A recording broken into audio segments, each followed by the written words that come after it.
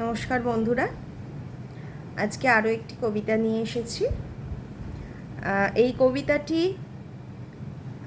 আজকের সমাজে দাঁড়িয়ে ভীষণ রকম একটা জ্বলন্ত উদাহরণ বলা যেতে পারে বর্তমান সমাজের। যদিও এটা অনেক আগে লেখা আমার, কিন্তু আজকের সমাজে দাঁড়িয়ে আজকের পরিপ্রেক্ষিতে এটা ভীষণ রকম বাস্তব হয়ে উঠেছে। আমি ভাবিনি কখনো হয়তো এতটা বাস্তব হয়ে উঠবে, না হলেই খুশি হতাম, তবে হয়ে উঠেছে, আমরা সবাই জানি সেটা। যাই হোক, সরাসরি কবিতায় চলে যাই। কবিতাটির নাম সমাজ এবং মেয়েটি। ওই ওখানে কি পুড়ছে? মেয়ে মানুষের দেহ পুড়ছে। কেবল দেহ, প্রাণ পোড়েনি। প্রাণ পুড়েছে, প্রাণের সাথে মান পুড়েছে। কে বলল মান পুড়েছে? সমাজ বলল মেয়ে মানুষের মান পুড়েছে। আর আর লামপট্টের আশ মিটেছে। লামপট্ট, তবে কি সেটা পৌরুষত্ব? একদম নয়।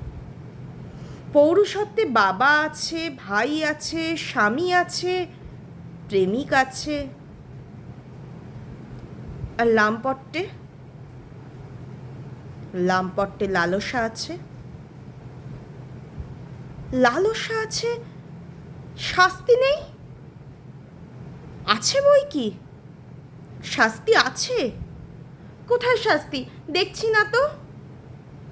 ঠিক দেখবে, ভরসা রাখো। অসুর যখন তুলবে মাথা, ভুবন জুড়ে পাপের খেলা, জানবে তখন দুর্গা আসে, শরৎ আকাশে মেঘের মেলা। চারিদিকেতে পাপের ফনা লোভের লেজে ঝাপটা মারে। ভুবন কাঁপে মেয়ে মানুষের আর্তনাদার হাহাকারে। ঠিক তখনই দুর্গা আসে, কালীর বেশে সাজিয়ে মন, খড়গ হাতে মুন্ড কেটে দুষ্টেরে করে বিসর্জন। ওমে, তুই ওঠ রে জেগে, ত্রিশূলধারী হবি রে আজ। দিগম্বরী রূপ ধরে তুই বিনাশ কর রে ভণ্ড সমাজ।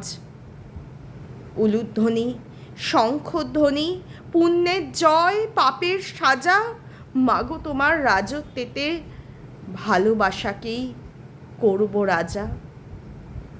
ধন্যবাদ।